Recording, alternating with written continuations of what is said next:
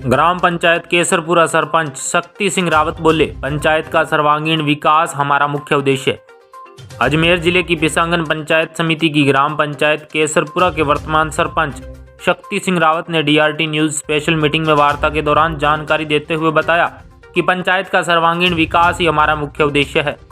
सरपंच श्री रावत पद पर रहते हुए पंचायत के किन किन मुद्दों एवं किन किन विकास कार्यों को प्राथमिकता देंगे, आइए सुनते हैं डीआरटी न्यूज स्पेशल मीटिंग के दौरान हुई वार्ता को। नमस्कार, मैं डीआरटी न्यूज़ से संवाददाता वीर सिंह। तो डीआरटी प्लेटफॉर्म पे आप सभी का बहुत बहुत स्वागत है। तो आज हम पहुंचे हैं ग्राम पंचायत केसरपुरा पंचायत समिति पिसांगन, जिला अजमेर, जो यहाँ के वर्तमान सरपंच हैं शक्ति सिंह जी रावत। तो इनसे आज खास मुलाकात के अंदर बात करेंगे, जैसे कि पंचायत समिति पिसांगन के ये सरपंच संघ के अध्यक्ष भी हैं, तो इनसे बात करेंगे। सर, पहले तो हमारे चैनल के अंदर आपका बहुत बहुत स्वागत है। आपका बहुत बहुत आभार, धन्यवाद जी, थैंक्स सर। तो सर, अपने बात करें, जैसे कि आपकी एक मंशा होती है अपने सरपंच पद पे आने से पहले कि अपने जीतने के बाद में अपने ये कार्य करवाएंगे जो आज तक नहीं हुआ, ऐसी क्या मतलब समस्या थी? गांव में समस्याएं बिजली, पानी और सड़क को लेके काफ़ी समस्याएं होती है, रोज़गार को लेके भी काफ़ी समस्याएं होती है।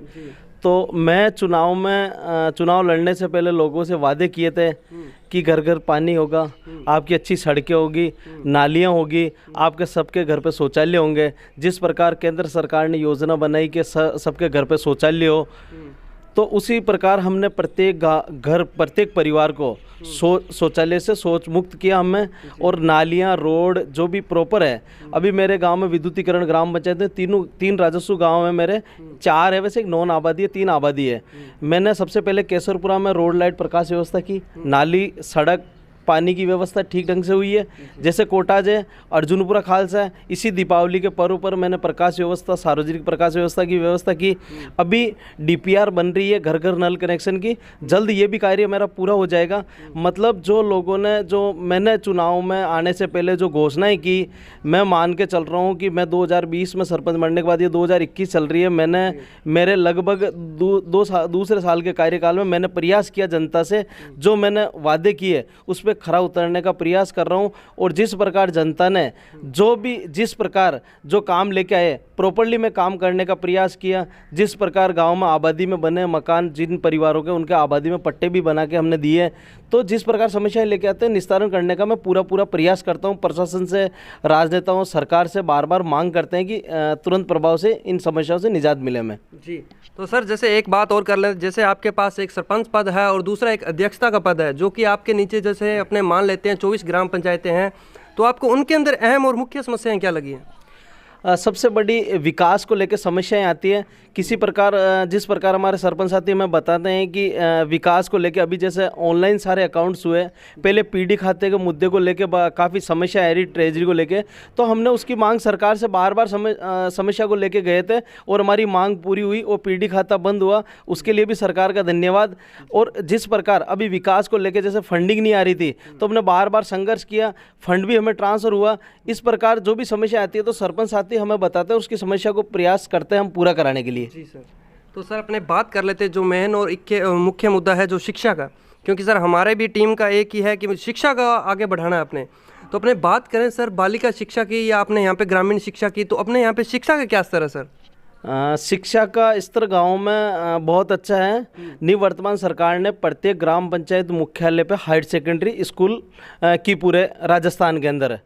तो मेरी वर्तमान सरकार से मांग है कि जिस प्रकार हाई सेकेंडरी स्कूल की गांव में एक प्रचलन होता है कि बड़ी बेटियां हो जाती है तो स्कूल भेजना, गांव में एक वो माहौल सा होता है कि बड़ी बेटियों को हम साथ में नहीं पढ़ाते 12th तक, अलग स्कूल में, जैसे पड़ोसी ग्राम पंचायतों में कई बालिका विद्यालय।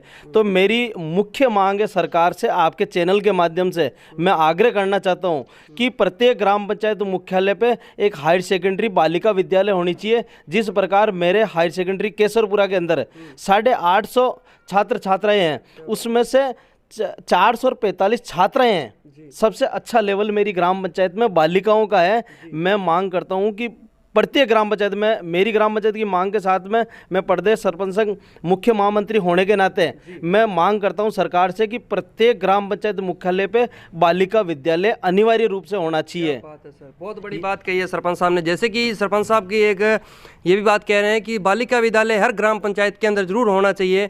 तो सर अपने बात करते हैं, जैसे कि आज आपको पूरा भारत देश देख रहा है, आपकी ग्राम पंचायत के लोग भी देख रहे हैं, तो अपने बात करें सर बालिकाओं की, जैसे कि शिक्षा के अंदर बहुत बड़ी कमी आ रही है अपने ग्रामीण क्षेत्रों के अंदर, तो ये बहुत बड़ी समस्या है। और दूसरी बात करें सर, कम उम्र के अंदर बाल विवाह कर दिया जाता है, तो इस पर आप क्या कहना चाहते हो? पहले कई समय पहले बाल विवाह पे गाँव में बहुत प्रचलन होता था कि एक बड़ी बेटी हो जाती है तो उसके साथ में बाल विवाह कर देते थे छोटी बेटियां। लेकिन अभी आप हाल ही में देखोगे तो सब लोग शिक्षा का प्रचार प्रसार जैसे ही बढ़ा तो अब सब इस बाल विवाह पे रोकथाम सा लग गया है और नई के माफिक सब बाल विवाह नहीं कर रहे हैं और सब समय का और अपना अच्छा बुरा समझने के बाद ही, आप बालिग होने के बाद ही शादीशुदा कर रहे हैं गाँव में भी। जी बिल्कुल सरपंच साहब। तो सर अपने बात करें युवाओं की, देखा जाता है कि युवाओं का आपको जिताने के अंदर भी अहम भूमिका रही अपने ग्राम पंचायत केसरपुरा के अंदर भी। तो जो युवा पीढ़ी है सर वो नशे की ओर अग्रसित हो रही है और पतन की ओर जा रही है, तो पूरे के पूरे परिवार खत्म हो रहे हैं। तो नशे के प्रति आपको क्या कहना चाहिए? नशे के प्रति जिस प्रकार वर्तमान सरकार ने प्रत्येक ग्राम पंचायत मुख्यालय पे ये वाइन के टेंडर हुआ करते थे, अब सरकार ने प्रत्येक राजस्व विलेज पे टेंडर कर दिए।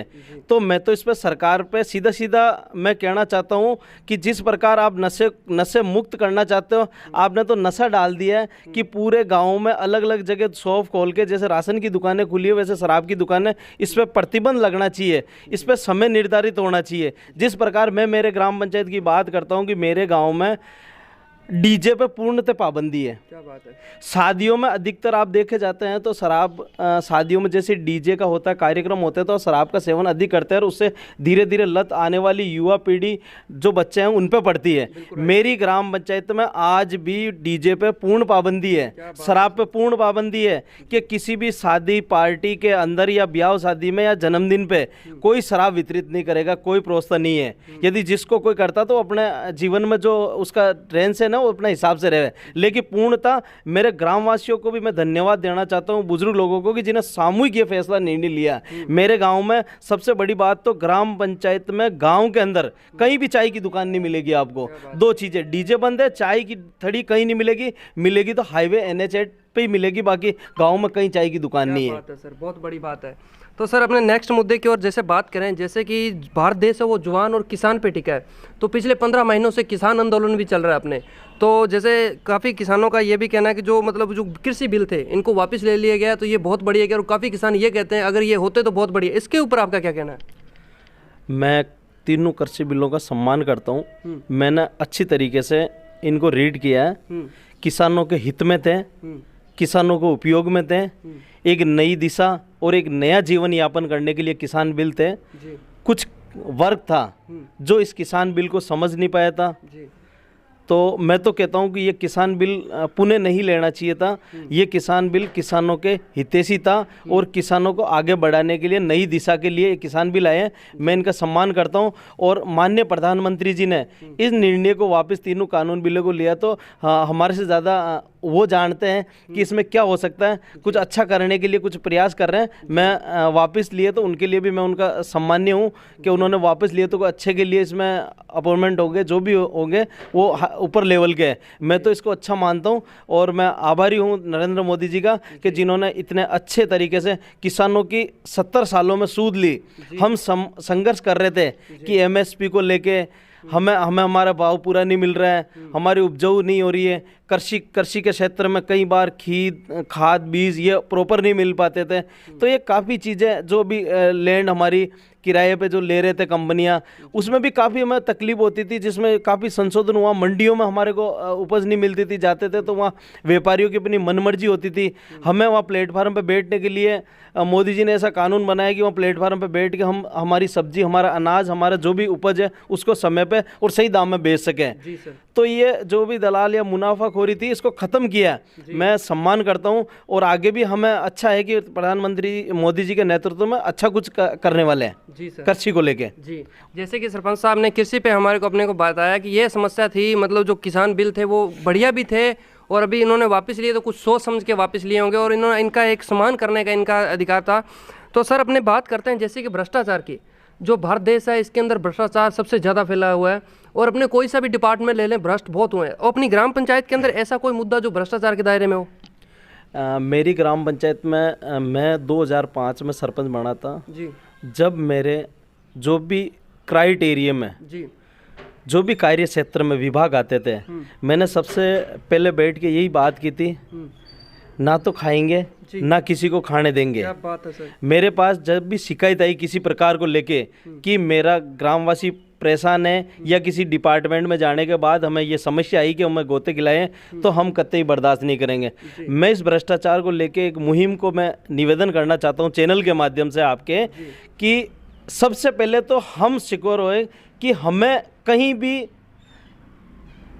कुछ देना नहीं है हमारे को। क्या बात है, बिल्कुल ठीक है ना। हम सही होंगे तो भ्रष्टाचार मुक्त भारत होगा।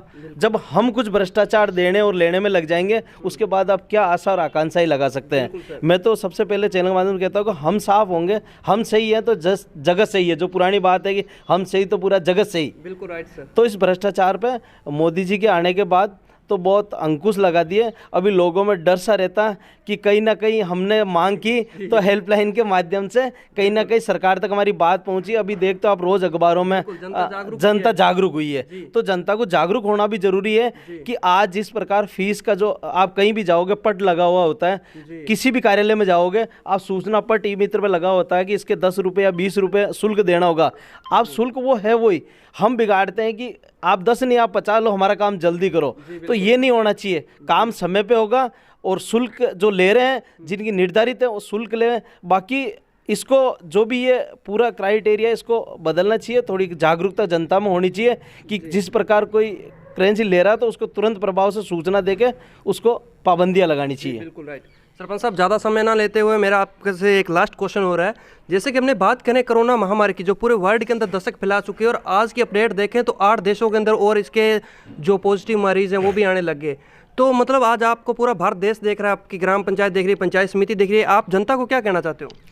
मैं जनता से अपील करना चाहता हूँ कि ये थर्ड लेयर जिस प्रकार आ रही है, अभी बाहर के देशों में लॉकडाउन लग चुका है। अभी मैं आज न्यूज़पेपर में देख रहा था, तो मैं सभी से अपील करना चाहता हूँ कि कोरोना गाइडलाइन की पालना करें। जिस प्रकार मैं एक अपील और करना चाहता हूँ, सरकार से ही मांग करना चाहता हूँ, जिस प्रकार छात्र छात्राएं स्कूल में अध्ययनरत हैं उनको ऐसा कोई एक गाइडलाइन जारी करें या ऐसा रूट चार्ट बने कि उनको भी वैक्सीनेशन हो। और मैं कहता हूं कि जिस वैक्सीनेशन लगभग अभी 1 करोड़ से ऊपर, प्रधानमंत्री जी का आभार करना चाहता हूं, 1 करोड़ से ऊपर भारत देश में हो गए, इसको और थोड़ी गति बढ़ा के सबको डोज कंप्लीट कर दी जावे। और फिर जैसे इसके आने के बाद भी कुछ ऐसा हो रहा है तो गाइडलाइन की हमें पूर्णतः पालन करनी चाहिए। 2 गज की दूरी है, भीड़ भड़ाके वाले एरिया में नहीं जावे, मास्क का उपयोग करें, सैनिटाइज का उपयोग करें। मैं चैनल के माध्यम से पूरे क्षेत्रवासियों से, प्रदेशवासियों से, देशवासियों से अपील करना चाहता हूं मैं कि आप कोरोना गाइडलाइन की पालना करें। जी सर। तो सरपंच साहब ने जैसे कि अवगत कराया कि कोरोना महामारी के बचाव के लिए मास्क जरूरी है, 2 गज की दूरी जरूरी है, सैनिटाइजर, डिटॉल साबुन से हाथ धोइए। तो मैं आपके साथ संवाददाता वीर सिंह, DRT न्यूज़ से। सरपंच साहब आपने हमारे DRT न्यूज़ चैनल के अंदर 10 मिनट टाइम दिया, आपका बहुत बहुत धन्यवाद। बहुत बहुत धन्यवाद आपके DRT चैनल का, बहुत बहुत मैं आभार करता हूँ कि आप इतने मेरी ग्राम पंचायत पधारे। आपका बहुत बहुत स्वागत करता हूँ। Thank you so much sir. जय हिंद, जय भारत।